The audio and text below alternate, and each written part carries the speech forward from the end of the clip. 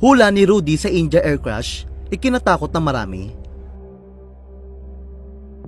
Hindi mapigilang kilabutan ng maraming netizen nang mabasa ang hula ng kilalang online psychic na si Rudy Baldwin tungkol sa nangyaring airplane crash sa India. Isa si Rudy sa mga psychic na laging nagpo-post ng kanyang mga vision o prediction sa social media. At talaga naman sinusundan ng kanyang libo-libong followers ang mga hula niya. At isa nga ang hula niya ang tila na naman nagkatotoo. Noong June 9 kasi ay nakapag-post si Rudy ng kanyang hula na may pamagat na himpapawid vision. Sa kanyang vision, may nakita raw siyang isang sasakyang panghimpapawid na naaksidente. Ayon pa sa kanya, mangyayari raw ito sa dalawang bansa habang ang isa ay magaganap naman sa isang bansa sa Asia. Sa isang aksidente, ang dahilan umano ay dahil sa masamang klima, habang ang dalawang aksidente ay magaganap dahil sa engine failure. Ani Rudy, June 9, 2025, himpapawid vision.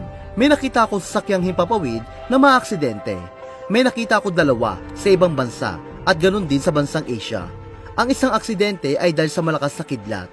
Dalawang aksidente sa himpapawid na ang dahilan ay ang bagsik ng kalikasan. Kahit maganda ang panahon, bigla na lang nagbago ang klima kumikidlat kahit sa mainit, maulan o makulimlim ang kalangitan. Bagsik ng kalikasan na kung saan maraming buhay ang nawala.